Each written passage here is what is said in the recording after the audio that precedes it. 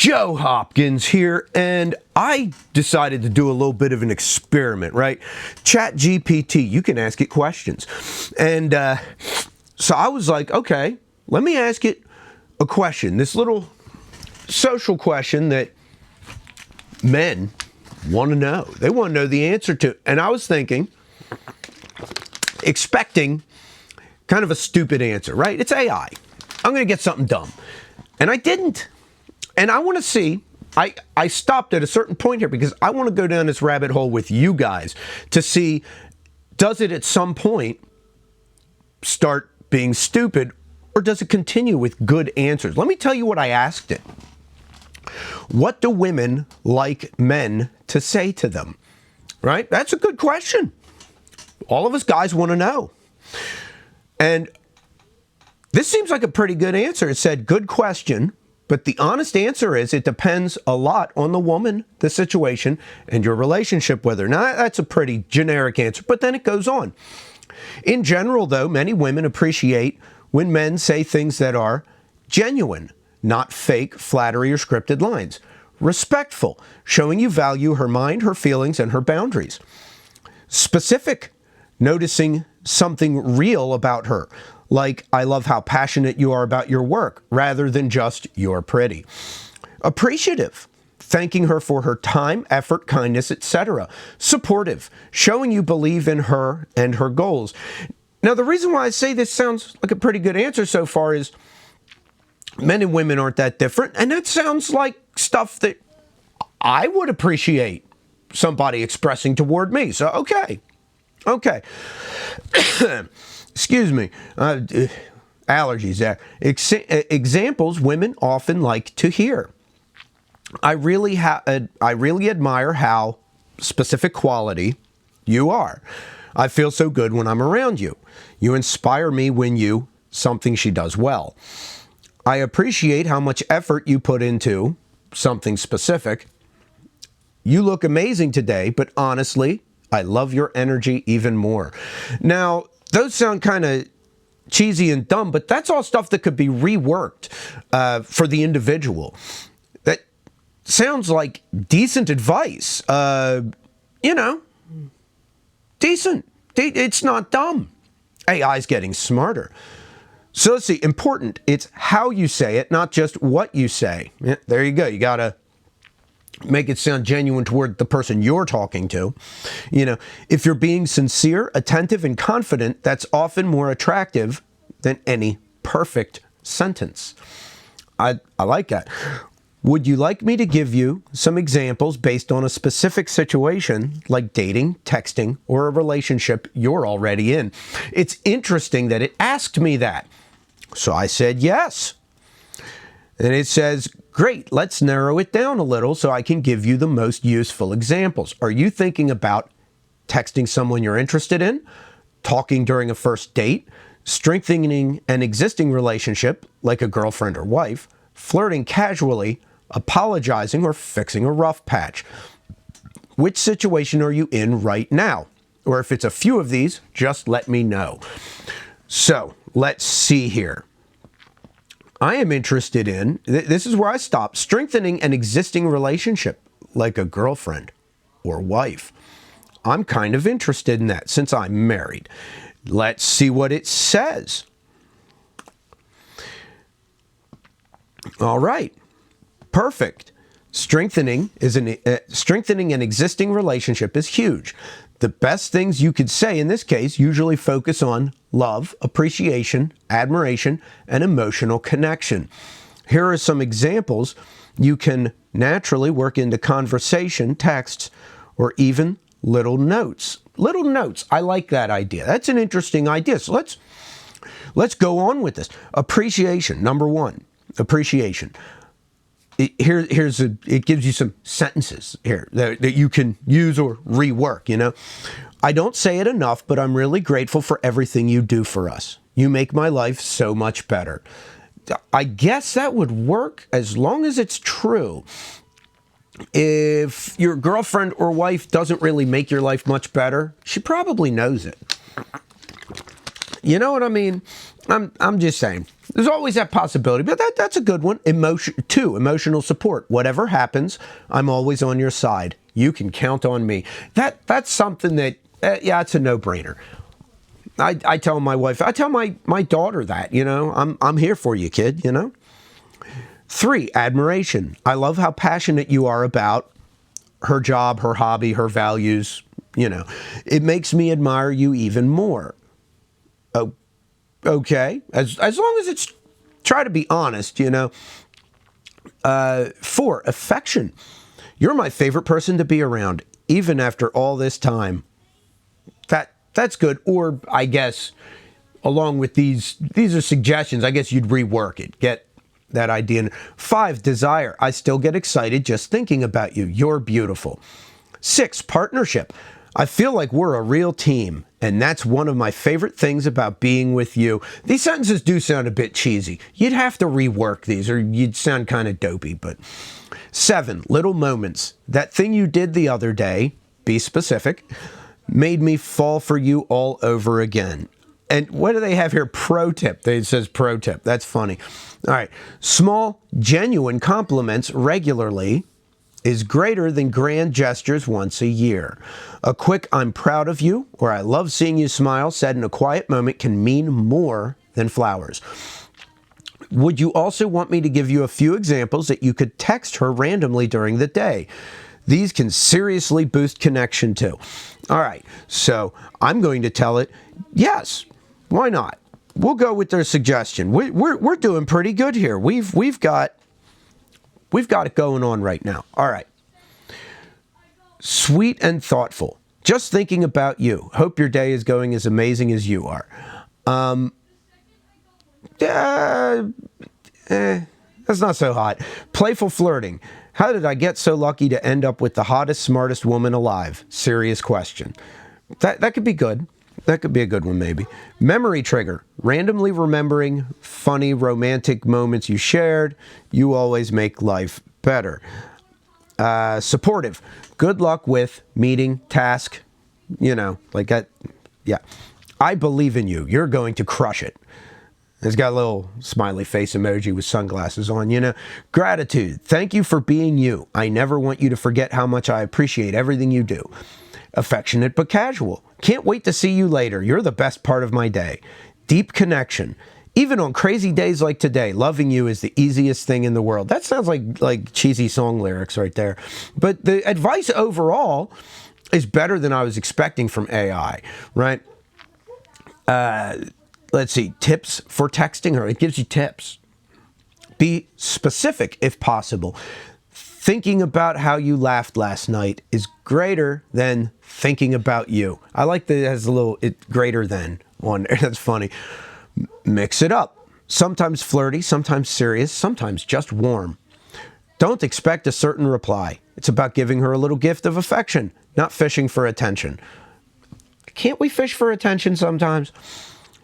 Would you like a few even spicier but still romantic text examples depending on the vibe you want to set?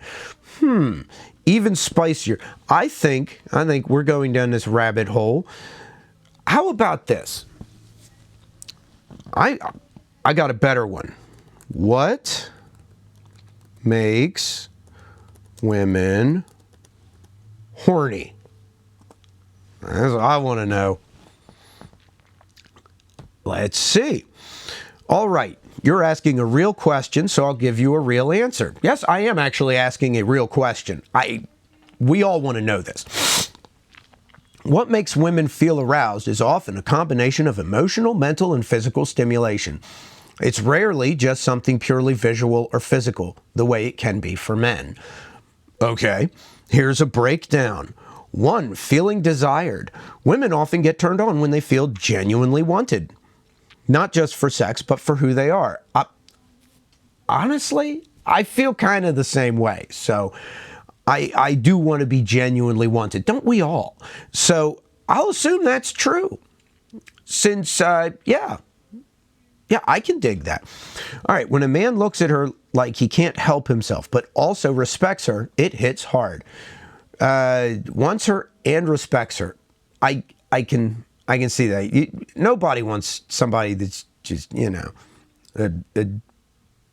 well, I don't know. Us guys, sometimes we want somebody who just wants to jump our bones, but for like relationship stuff, you want a certain amount of respect in your life, Example, saying something like, "You have no idea how much you turn me on just by being, no idea how much you turn me on just by being you."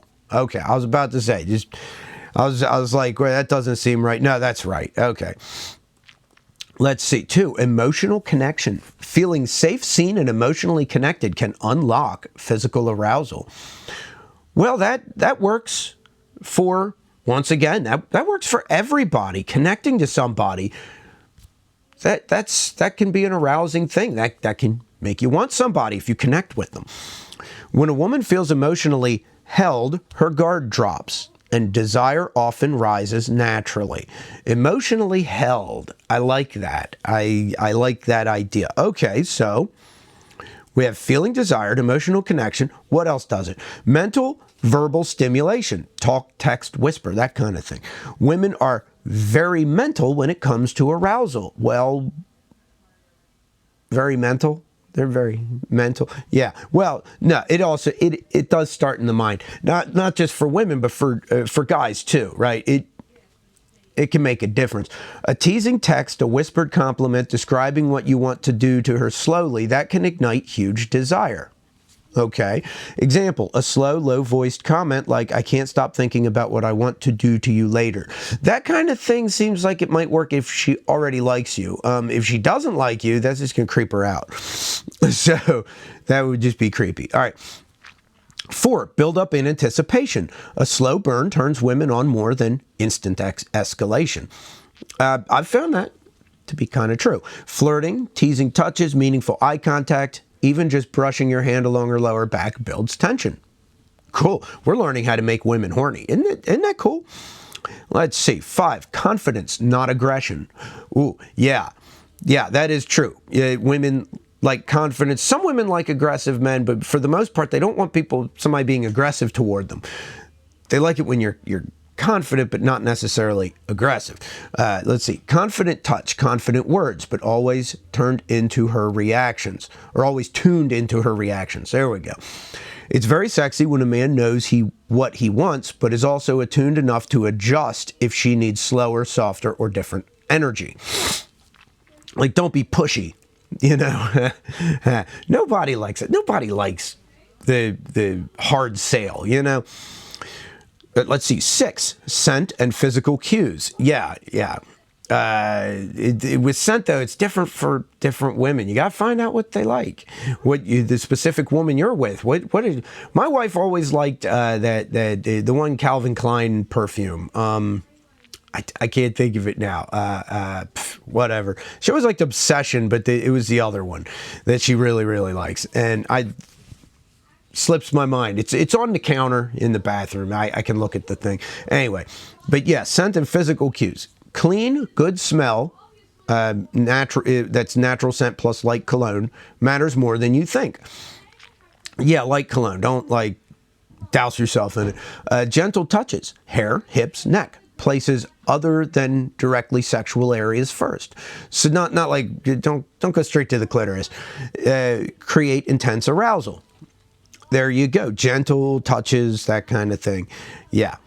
Let's see. 7, feeling powerful and feminine. Making her feel sexy, admired, strong, beautiful, all at once can unlock her sexuality more than just trying to get in her bed. Or get her in bed, sorry. Or you could get in her bed or your bed. Whatever.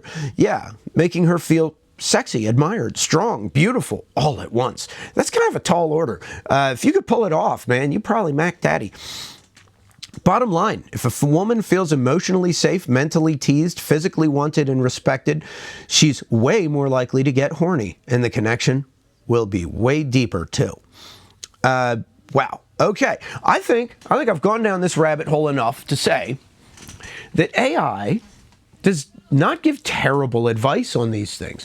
Not terrible advice. Some of it is a bit cheesy. I believe the overall scope is pretty good. See, I had the idea to do this video to what does AI think women want to hear? And I figured it would be funny. I was expecting this to be funny because I was expecting a dumb answer because it's AI. And I guess I just didn't realize that AI has gotten better at this kind of thing. So apparently you can ask it real questions. Now, you do have to be careful. It even says on the bottom of here, ChatGPT can make mistakes. Check important info, right?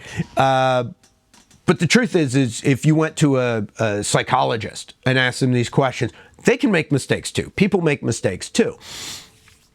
Overall, this seems to be not terrible advice. It's not funny like I thought it was going to be. I'm sorry. I was hoping to amuse you guys, and instead we have learned something here.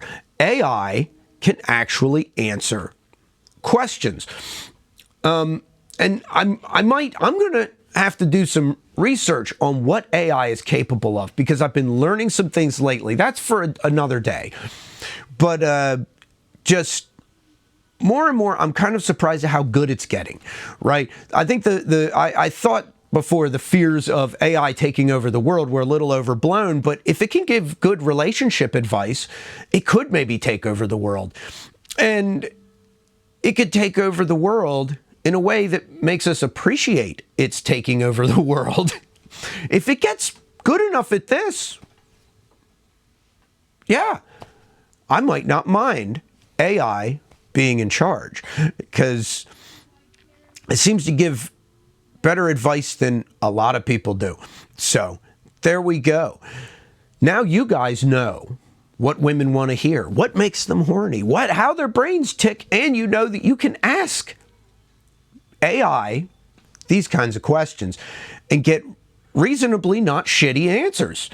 So honestly, that sounds, what AI is telling me sounds about like what you would get from a psychologist, from somebody who actually like studies this kind of stuff, which isn't surprising. AI is drawing on a lot of work from other people, including psychologists and psychiatrists. So it's, you know, in its large language model, that's what it's called, it's trained on a lot of this kind of stuff. It's just scouring the internet, learning all this crap.